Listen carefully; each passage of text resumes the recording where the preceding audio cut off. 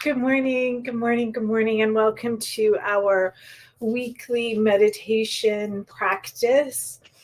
I'm just putting on some essential oils because I felt like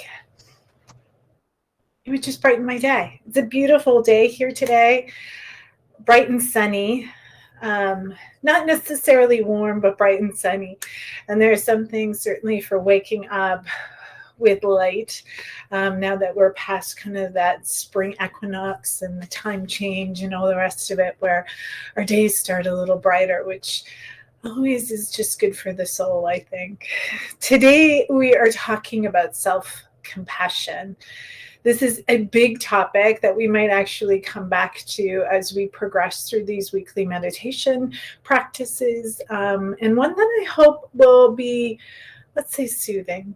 So when we talk about self-compassion, of course, we might understand the idea of compassion, which means literally to suffer with or to alleviate the suffering of.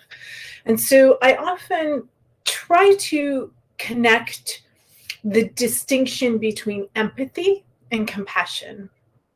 One of the best descriptions that I've heard speaks to even how our brain operates and which parts of our brain are lit up by something. So empathy is a really important thing that we start to learn when we're young. And empathy is the ability to connect to the emotional response of someone through a whole bunch of things, looking at their body language, their emotional response, their facial expressions. All of these things can indicate to us this person is feeling XYZ. And so empathy allows us to have some understanding of how this person might be feeling at any given moment. And so it's an important part, and the initial part that we need to do, right, is to understand that. And then what we want to do is move into compassion.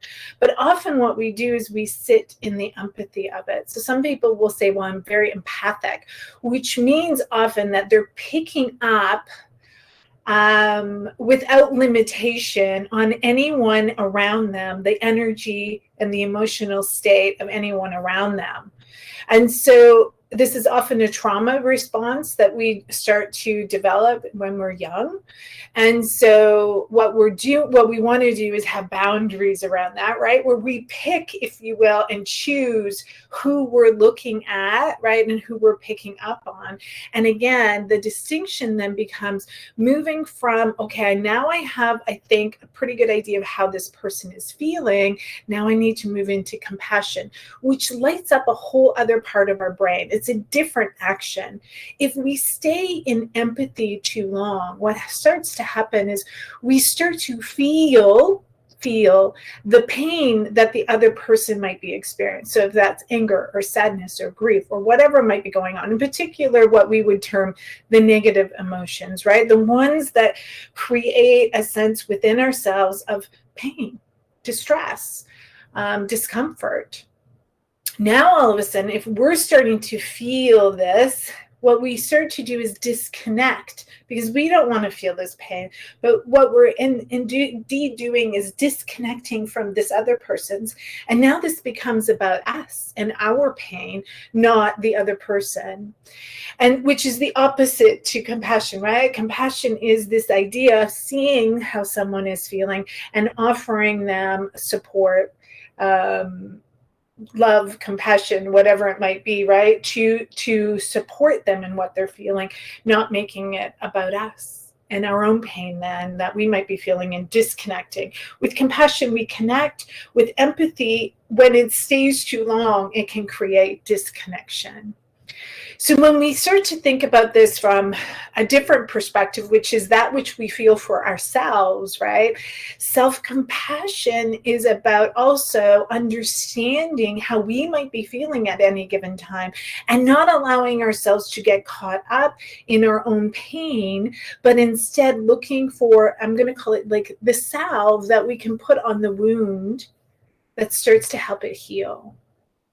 And so there are three components to self-compassion, which are not unlike what we might do with compassion as a whole. And so that those three things, one is mindfulness.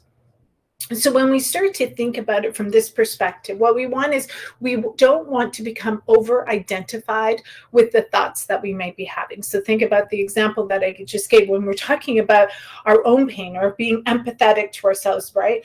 Understanding our own emotional literacy or the tapestry of the sensations we might be feeling at any given time. We can become over identified with those. Some people might say, we go into almost victim mode, if you will, right, of our own pain and suffering, which then creates more pain and suffering, and the layers of it start to accumulate. And often because we're just so caught up in what is happening that there is no separation between what is happening and us. And that's really what we want to do with mindfulness practices, is to create an observer standpoint where we can see these things happening. We can recognize our own feelings for sure, but we also can see it almost from a perspective outside of ourselves, not unlike the empathy of seeing how somebody else is and connecting to that, but not holding on to it, not bringing it into ourselves. And so how do we also do that with ourselves, right? Is creating this separation of this observer stance from for self-compassion. So that's number one. So we want to create mindfulness. So mindfulness practices allow us to connect to how we might be feeling at any given time, but again, not connecting to, not judging those thoughts or feelings, not creating a story about those thoughts or feelings. We're just being with them. The second component of self-compassion is kindness.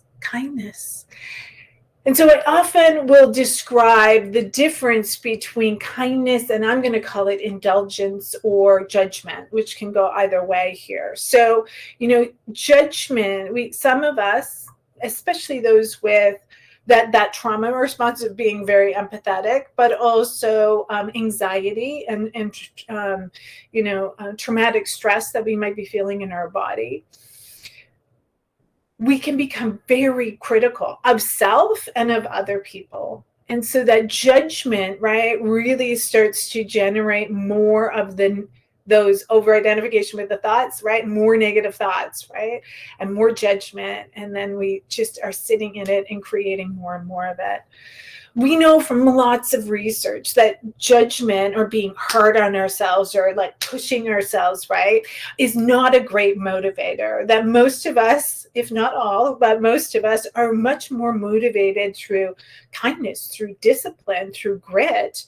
And those things, all of those, discipline can be also an act of kindness. We can be kind to ourselves, right, through discipline as well. It doesn't have to be this harsh critic that goes at it. And so it's really about understanding the difference of showing ourselves kindness. And I also usually include in here, that doesn't mean indulgence. It doesn't mean that kindness is this thing that we do where we get to indulge in every whim that we have, like I'm going to eat ice cream or I'm going to do XYZ or whatever it is, right? I'm going to have that extra piece of cake or I'm going to do these things, when those things are not an act of kindness to ourselves, right? An act of kindness can be about holding ourselves accountable for what we say and what we do and the commitments that we make to ourselves. The third part of of self-compassion, is this idea of shared humanity. So there's two things that I put around this. It's like, how human of me, right? Or just like me. So sometimes we think we're so unique in how we're thinking or the experience that we're having, like I'm the only person that is thinking this way. And then we start to realize that it's actually not as unique as we think it is, and that other people go through struggles, that other people have anxiety, that other people have, depression, or other people think negative thoughts about themselves or are critical of themselves, and that, we go through hard times. And so sometimes when we start to see that this is actually more of a shared humanity, a shared thing that we might be moving through, or even if it's not everyone, it's some people. because we tend to compare ourselves often to those people who we think have it all together without truly understanding who they are, what struggles they might be going through. This is the downside, if you will, or the dark side for social media, right? Which really creates this comparison to this idea of perfection that really doesn't exist, doesn't even exist in those people's lives, right? Somebody I heard say, recently, like, to a friend, you always post the best pictures. And she was like, the key word there is I post the best picture. It doesn't mean that every picture I take is the best. It means that, out of the 20 that I took, I picked the best one to present forward. And it's important to remember that, right? So the shared humanity aspect, I like to go, when we're struggling, we're going through a hard time and that inner critic comes in, it's also part of the salve is saying, well, how human of me. I make mistakes. I have these feelings. I have these thoughts come in to my mind every once in a while, right? I get jealous or I get angry or I wish things were different. And that's okay, right? That doesn't have to create this huge story in our head that we're a terrible person because of those things. So those are the three components to self-compassion. And today I really want to focus on the mindfulness practice of it. Because I think what happens is very much we become, it's the key, right? It's the key when we can kind of be not over-identified with our thoughts. So I invite you to come to a comfortable seat, whatever that looks like for you today. As always, that might be in a chair, it might be seated, whatever it is. It could be lying down for this practice, but since it is the morning, I do encourage you to find a seated position just so that you can remain awake and attentive to what is happening. So a few things about mindfulness practices as we're going to venture into this. As always, we want to be in the present moment. We want to be attending to it with kindness and compassion. And we want to be attending to it without attachment. We're not trying to change anything. We're not trying to judge it. We're just coming with an open heart, an open mind, and with a sense of curiosity. Okay? So as you start to see the story evolving in your mind, just take a deep breath and let it go. And just kind of say to yourself, not right now, right?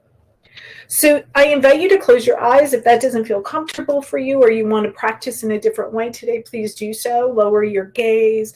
Close your eyes like 9/10 shut if that works, or something else. Find a space in front of you and kind of lower your gaze. Soften the eyes, right? So that we're limiting the distractions around us, so that we can engage in our inner worlds with more attentive practice. So as we close our eyes or lower our gaze, bringing our attention inside. What do I mean by that? All of a sudden, just get curious about, instead of what's happening around us and where we're sitting, what's going on in the room, we're bringing it inside. What do you notice the most right now? So it might be a sensation. So I've been having issues with my right hip, so I can really feel that as I'm sitting. And actually, I'm going to grab a block and support my leg. So that seems to be a dominant feeling, sensation. What is it for you? Maybe you have an ache or a pain. Maybe you're noticing something. So sensations tend to pop for us. Maybe you can feel that, like, I'm feeling my fingers are a little chilly, right? So maybe warm or coolness in your body. Certainly any pain sensations that you feel will pop. Some of those more extreme temperature things might pop for you. So those tend to be the gross, if you will, things in our body, the sensations that tend to be top. Now let's go down a layer. Notice a little bit more subtle things. So beyond those things that are popping, maybe the pain or intense sensations, going into maybe some softer sensations. Maybe scanning your body quickly just to notice, how's your belly feeling? You know, do you notice any sensations, any tightness, any of that nervous or excited energy may be present? How's your chest feeling? Sometimes we carry a lot of grief and sadness here. Opening up our chest, opening up our shoulders a bit, just gives a little bit of space, maybe breathing into this area of our body, allowing it to expand. How's your head feeling? Do you notice anything or the absence of something? We're just going to touch on these points and just start to bring in the subtlety, moving a little bit even more subtle into our emotional realm.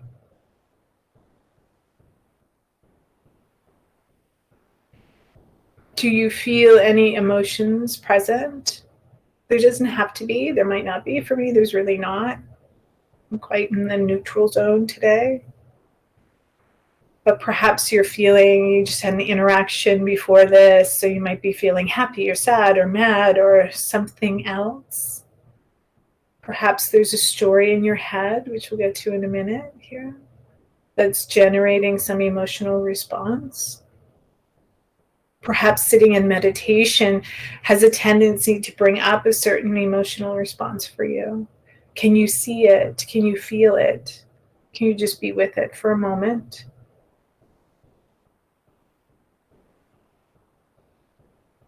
Even for me, sitting in the neutrality of it, kind of allowing that neutrality to just create a bit more space in my body.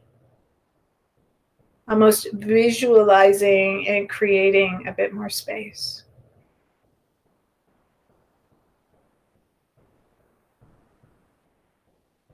For me, that tends to be kind of in the solar plexus right above my belly button. I think of it as my diaphragm and my breath expands.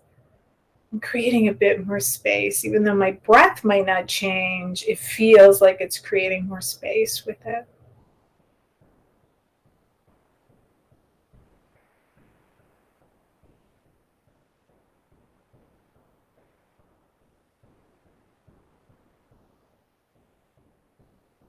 If we're sensing some more challenging emotions like anger or sadness, imagine almost like there's a bowl in front of you, a bowl, a basket, whatever that might look like for you, a cup, as my cup is sitting in front of me here, which you can't see, but it is. We can even take it in our hands. You have something present, a cup perhaps. So imagine that emotion is going into the cup. And as you visualize it, you're visualizing your anger or your sadness here. And you're holding it and holding space for it, but it is not affecting the rest of your body, if you will, right? We've extracted it and then we've put it here and we're holding space for it. And we're just witnessing it, literally just watching, being present with. It's like sitting next to a friend who's crying and we're just rubbing their back, holding their hand, being with them.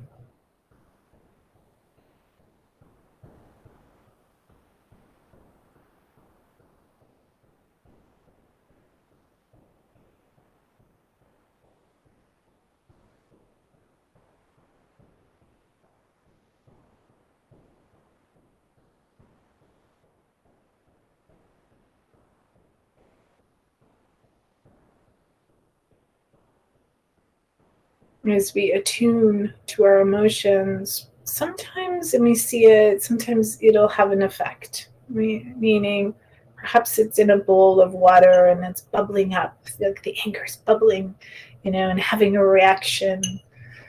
Maybe it's sadness and it's just creating some waves. Allow it to do that, whatever it is, whether you can visualize or you're just sensing this movement of the energy, and allowing the emotion, the energy in motion, to have some movement. Again, we're just creating a space for it to be there and attending to it, watching it, witnessing it, but we're not trying to do anything about it, but creating this space for it to be. As we feel maybe a little uncomfortable with those feelings, can we just allow our breath to support us?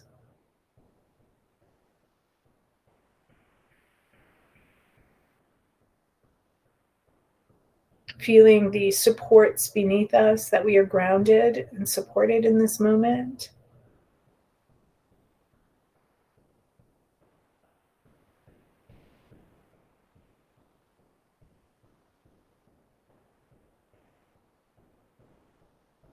And if it feels like it's too much, just returning, releasing the idea of it and returning to our own breath, to a sensation in our body that feels tolerable to us.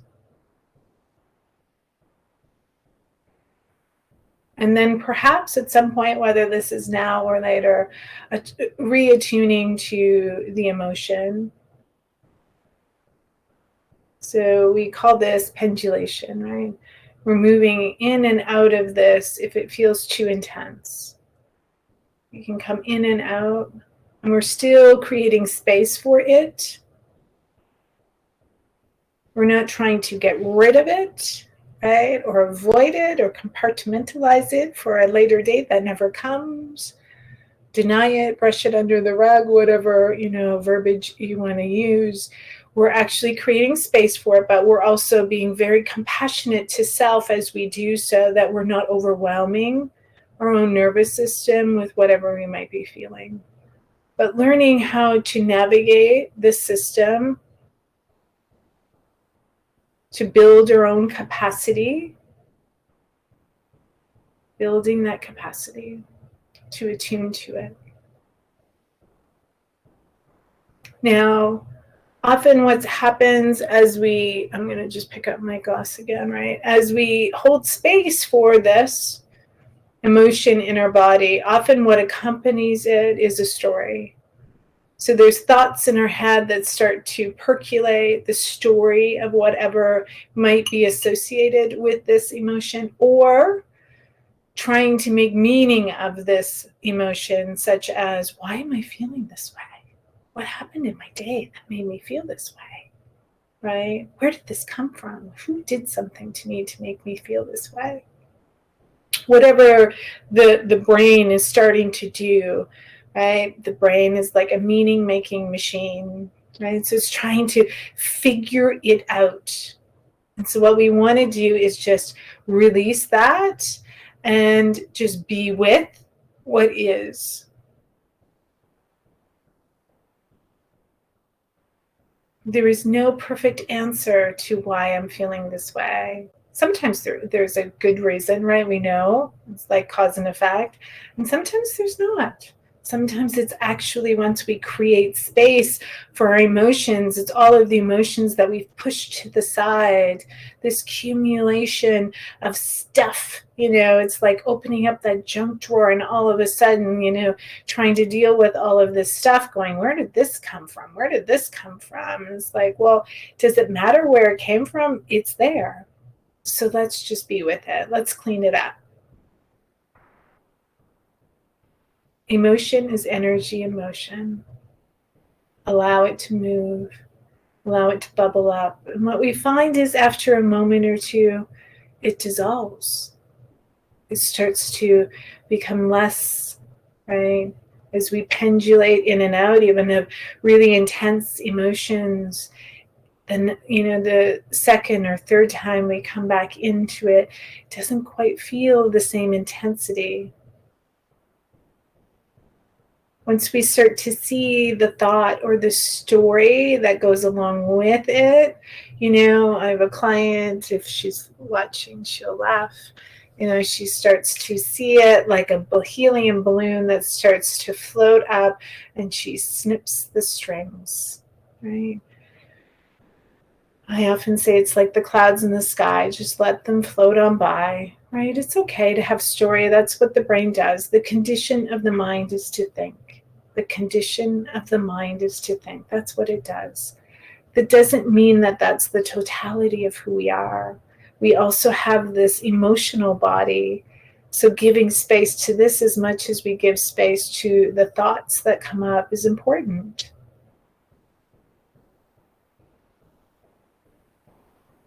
And having both of them, for lack of a better word, outside of ourselves, right? Where we can witness it, we can see it.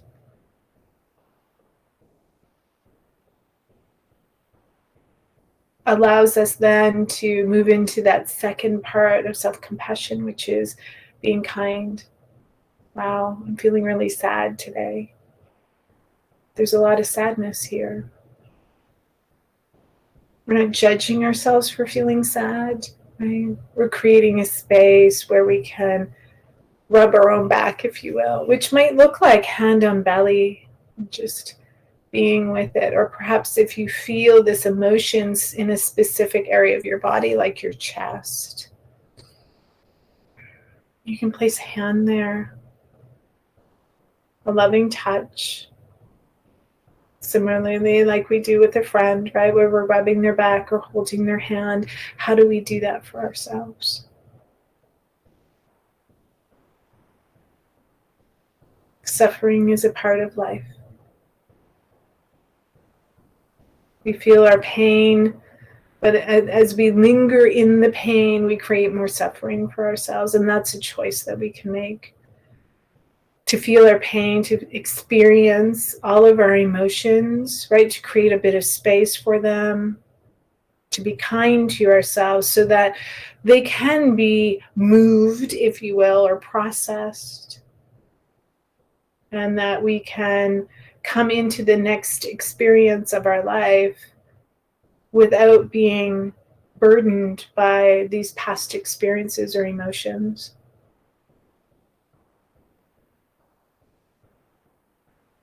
I want you to just release it all, release the idea of all of this, coming back to a place of connection to your breath in your body. In this moment, just start to see where you notice the breath. Perhaps it's your nose, throat, chest, belly.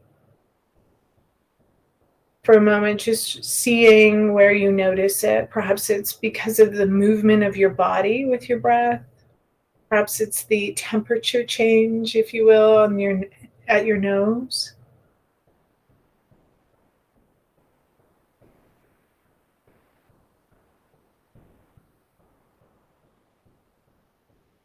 And as you notice your breath, can you bring attention to your upper abdomen, drawing more breath into, perhaps even placing hand on belly and drawing more breath there.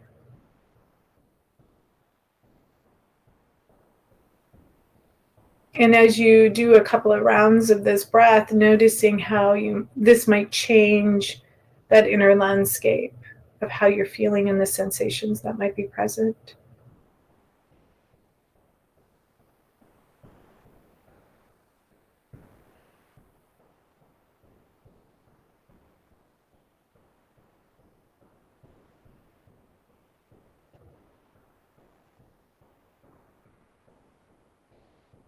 And releasing, and just coming once again to this focal point, perhaps your heart space, and just sitting with the idea, how human of me.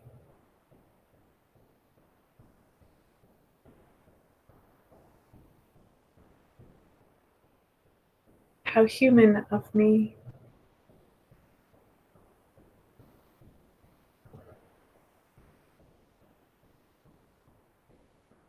How human of me.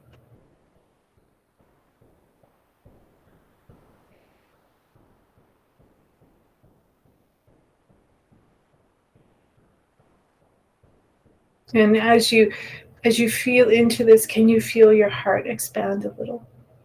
Radiate outwards a little.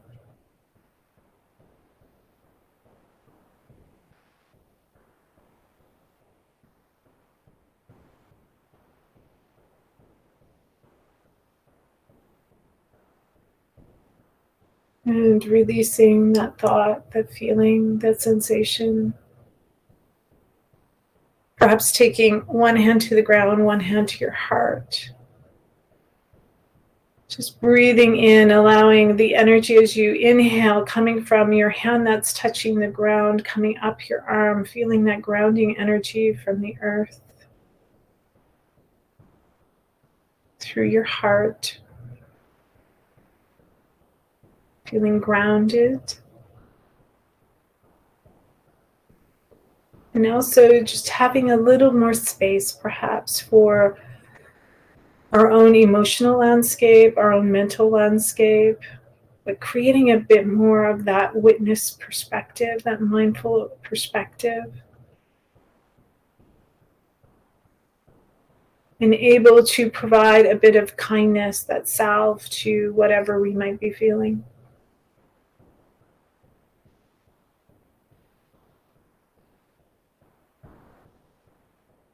As you take a few conscious breaths right now, just start to bring in, even before you open your eyes, bring in the room around you. Kind of ground yourself back into the surroundings that you're in, moving from this inward space to this outward space once again, as we open our eyes and returning to the room. And cultivating perhaps this connection back throughout our day to just maybe close our eyes for a moment, whenever that might be, and just reconnect to our own feelings, to the sensations in our body, moving from those that are more, as I would say, gross, right? Like that are more dominant or prominent in our body, whether that's physical or emotional or the thought, the mental scape. And then moving to the more subtle, allowing, those things that are dominant to be seen and heard and felt, and then moving to the more subtle as we can, and cultivating this practice, even but for a moment or two throughout our day, creating this relationship more to self outward than from the out inward, right? And learning how to be with our emotions in perhaps a slightly different way.